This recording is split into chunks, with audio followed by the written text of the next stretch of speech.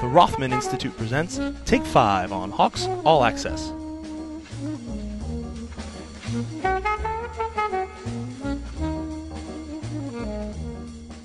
Hawk fans, second week of February here on the St. Joseph's campus. If you follow Major League Baseball, you know that pitchers and catchers have reported. And what you might not know, the start of the collegiate baseball season coming your way this weekend. And joining us this week, our guest on Take 5, it's St. Joseph's senior Anthony Cirillo from the baseball team. Welcome. Thanks for having me. Good to see you. Seeing you. 3 straight years on this campus for you. You know, it's been kind of a progression. Every year you add to your win total.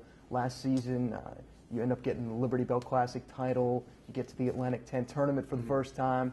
At what point did you kind of say, you know, this is the turning point? This is where things have kind of started to turn around? Yeah, I mean, from my freshman year, it's really taken off. And I would say our turning point from last year probably would have been played St. Louis, 13-inning game. We played on a Thursday.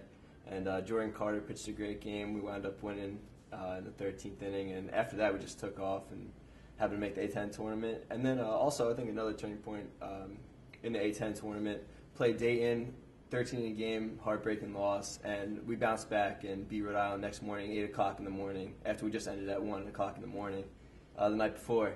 So that was big for us. Shows a lot about our team and a lot about the heart. It seems like 13 innings is the charm Yeah. for sparking you guys, one way or the other, whether it's a win or a loss. Yeah, it seems to be. At this point, last season, you're first on Smithson Field, brand new facility.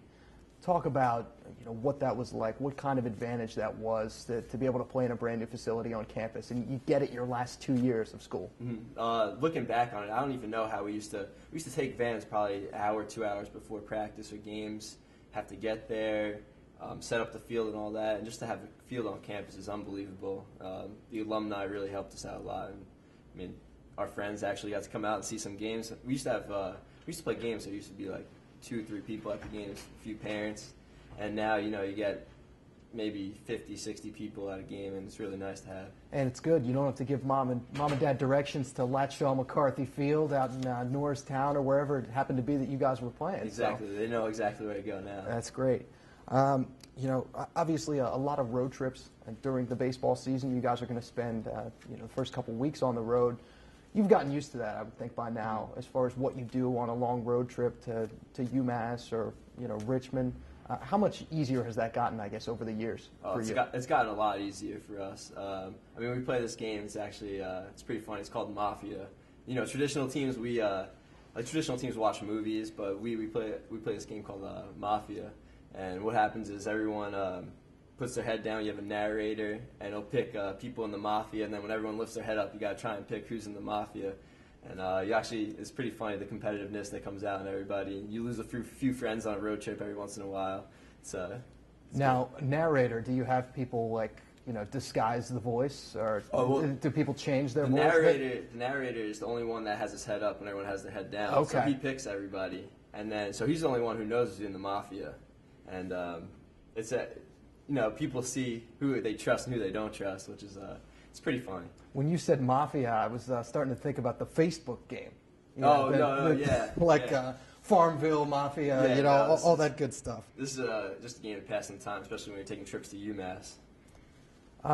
As far as, you know, we talked about road trips, and we talked about, you know, what it takes to be a collegiate baseball player. There's a lot of downtime, though. Once your season's over with, you know, in the springtime, early summertime, by the time everything rolls around, you have that, you know, at this point, a good amount of a gap between the end of one season and the beginning of the next. If you had advice for a younger baseball player, you know, as far as how to handle that grind of the season, and then all the downtime, all the workouts and everything building up toward the next, what would you say? I mean, you just gotta have fun with it. I mean, all of us have played baseball sometime in our life, and I think sometimes you lose track of how much fun baseball is. And I think the easiest way to get through everything is just have a good time, have fun with it, and, you know, just keep playing, keep having fun. 5th question for you, wild card question.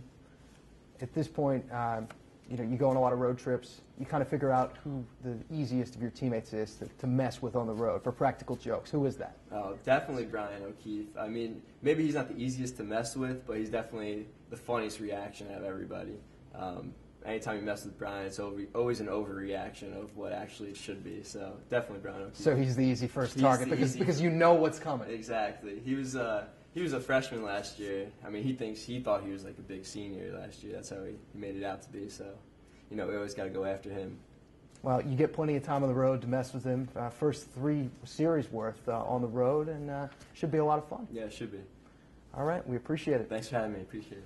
That's Anthony Cirillo, St. Joseph's senior baseball player. And, of course, the Hawks will start their first 3 weeks of the regular season on the road, opening up this weekend against Stetson. They'll come back home Friday, March 8th. And we hope to see you out at Smithson Field. Come out and support Anthony Cirillo and the rest of the Hawks. For Anthony, I'm Matt Martucci. We'll talk to you next time on Take 5, St. Joseph's All Access.